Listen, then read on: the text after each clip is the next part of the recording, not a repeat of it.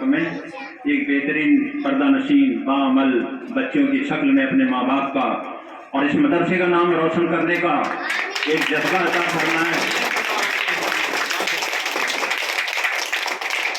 ज्यादा कुछ ना कहते हुए माजरत ही डालूंगा, हजरत ने फरमाया टाइम कम है। मैं पहले तो हमारे जो उलमाए करम साहब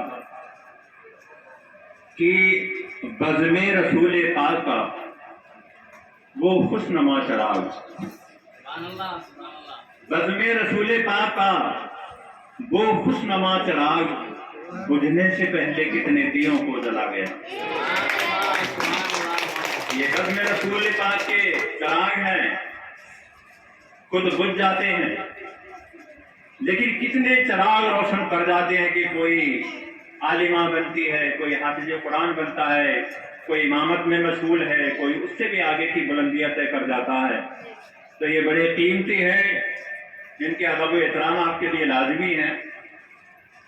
अगर मेरी आवाज़ यहाँ बस्ती तक पहुँचती हो तो मैं उन तमाम ही बस्ती के तमाम ही हजरात से भी गुजारिश करना चाहूँगा इस खुशी के मौके पर, इसके ज़रिए से कि ये जो दीनी इदारा चल रहा है जिस तरह भी हो सके इसकी मदद करें।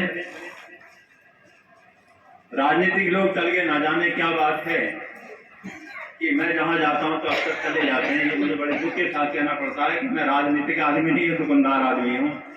इज्जत से बुलाया आ गया। मैं उन तक भी ये बात पहुँचाना चाहता हूँ कि किसी जरिए से भी ये बात वहाँ तक पहुँचे। अभी वकील साहब ने कोई पॉइंट छोड़ा नहीं जिसपे चर्चा नहीं की। जो हमारे हुकूक हैं, हमारे हक हैं कानून में, वो बड़ी ही तफसील से बताया, इनको आप ध्यान में रखना। तो जो राजनीतिक संगठन कहीं ना कहीं टच हैं, किसी संगठन से जुड़े हुए हैं, तो ऐसे दीनी इदारों पे खुदा ना इस पे ध्यान दें। इनकी कोई आमद के जरिए नहीं है। लेकिन यहाँ पे फिर एक शेर ही कह देता हूँ, मैं शेरों में बात खत्म कर दूंगा। जरा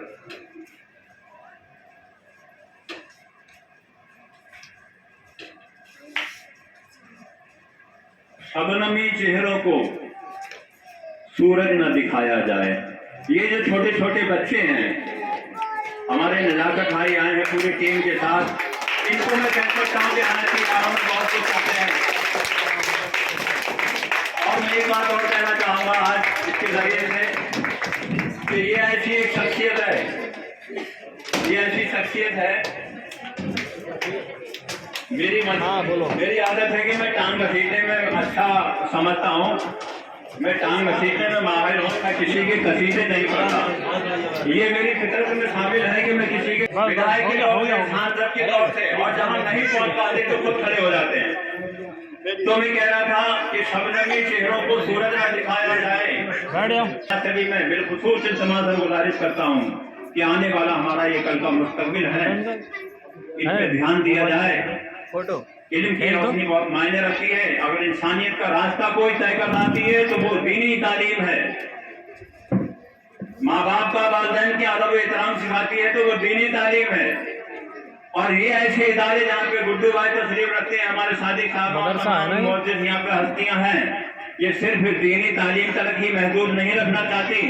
दुनियावी एतबार से भी आपको कोई सपना संजोए हुए कि आपको दुनियावी तालीम भी, आधुनिक शिक्षा भी दी जाए ताकि आप यहाँ से दीनी तालीम हासिल करने के बाद डॉक्टर भी बने, इंजीनियर भी बने, कोई और ऐसा प्रोजेक्ट भी लाने की कोशिश करते हैं। लेकिन उसके लिए मैं बस्ती के लोगों से गुजारिश करता हूँ कि इनके साथ में बख्तन खड़े हो जाएं, ये मैं अपील करता हूँ। और ज्यादा कुछ ना कहते हुए, अभी कुर्बानी की बात आई थी तो मैं कहता हूँ कि 1857 से इसका आगाज हुआ। आजादी की लड़ाइयाँ 1857 से शुरू हुई। मैं उन तक ये बात पहुंचाना चाहता हूँ जो आज कहते हैं कि वहां चले जाओ, वहां चले जाओ। आज का दिन वो नहीं है कि राजनीति में कोई रोशनी डाली जाए या कोई बात कही जाए। लेकिन कहना बच्चों इसलिए कहना चाहता हूँ कि अगर सबसे बड़ी कुर्बानी अगर यहाँ की आजादी में है तो वो मुसलमान की है। ये बात कहने में मुझे कोई संकोच नहीं, बड़े बड़े मन से चीख के कहता हूँ कि 1857 में मुंबई के चौराहे पे अगर कुर्बानी देने वाला सत्य कोई था तो पहला सत्य था वो मौलाना फख्र थे, जिनको अंग्रेजों ने तोप के नाम पे उड़ा के उड़ाया गया था। ऐसी शहादतें हमारे हिंदुस्तान में मौजूद हैं। और 1864 से गैलेंट के साथ कहता 1867 वाले बीच का गैप था। दिल्ली चांदनी चौक से लाहौर पेशावर तक रोड के दोनों जानिब कोई ऐसा दरख्त, ऐसा वृक्ष नहीं था जिस पे किसी मौलाना की लाश नहीं लटक पाई थी। 14,000 मुसलमानों के एक वक्त के दौरान में वो कुर्बानियां भी है, कुर्बानियां भी इसमें शामिल है, लेकिन कहते हुए शर्म आती है। जलियांवाला बाग की बात करते हैं, लेकिन वहां पे बेगम हाजरा का नाम लेने से ना जाने क्यों इतिहासकारों को डर लगता है, उनका नाम नहीं लेते। मैं वो बात कहना चाहता हूँ।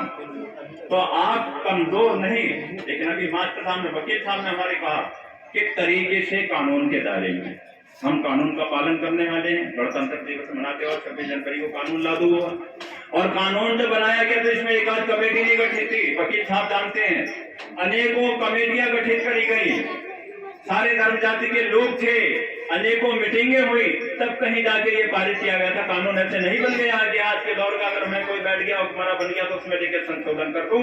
ये हमारे साथ में नाइंसाफी है। तो मैं चाहता हूं कि यहाँ से तालीम लेके जाएं तो कानून का भी एक ऐसा मुस्तकबिल तय करने वाले बच्चे बने जैसे वकील साहब ने आपके सामने। ये बड़े फख्र की बात है कि देखने में मौलाना है, लेकिन अल्हम्दुलिल्लाह अल्लाह ताला ने उनको प्रयास करें कि इनमें और तरक्की दें कि तुम कहीं से कमजोर नहीं हो। बस शर्त यह है कि अपने अदब व एहतराम, उस्ताद का कितना हक होता है, पढ़ते हैं नहीं तो दुरूद सलाम में पढ़ते हैं कि मेरे उस्ताद, माँ बाप, भाई बहन, माँ बाप का नाम की बात आता है। इस अदब व एहतराम को आप भूले ना, इससे वाकिल ना हो। ज़्यादा कुछ ना कहते हुए मैं अपनी बात को यहीं पे कहूँगा, बात खत्म करूँगा। लेकिन जब बेगम हाजरा का भी कत्ल हुआ, वहाँ पे शहादत हुई, तमाम मुसलमानों ने शहादत दी, लेकिन ब्रिटिश शासन के वो गोरे लोग, उन्होंने जब मुसलमानों की उन कुर्बानियों को देखा तो उन्होंने वो सिर्फ यही कह पाए कि शहीद हो गए जो लोग उनकी किस्मत में, शहीद हो गए जो लोग उनकी किस्मत में न कोई जख्म न तीरों कमान लिखा था। और ये देख देख के हैरान हो गए अंग्रेज, खून के कतरों ने हिंदुस्तान लिखा था। तो हमें आज़ादी का पर्व के बारे में हमें बात ना सिखाएं। हमारे दिल के हर गोशे में हिंदुस्तान बसा है। क्यों कि हमारे शाह के टाइम के, शहंशाह के टाइम के, मुस्लिमों के टाइम के ये हुकूमत है, ये कुतुब मीनार इस बात की शहादत दे रहे हैं कि तुम कभी यहाँ के हुक्मरान थे। ये ताजमहल, ये लाल किले इस बात की गवाही दे रहे हैं कि हुक्मरान हम थे, सत्ता हमारे हाथों से गई है, लेकिन हम देश के पहले वफादार हैं। बल्कि यूँ कहो, ये तालिब इल्म तो दिल में बसा के जाते हैं, कहीं भी अपनी बात कहना करेंगे, झंडे के साथ कहना कि वतन पे जान दे देना, यही इस्लाम कहता है। वतन पे जान दे देना यही इस्लाम कहता है। हमारे दिल के हर गोशे में हिंदुस्तान लिखा है। बहुत बहुत शुक्रिया मुझे बोलने का मौका दिया। माजरत चाहते हुए अल्लाह हाफ़िज़।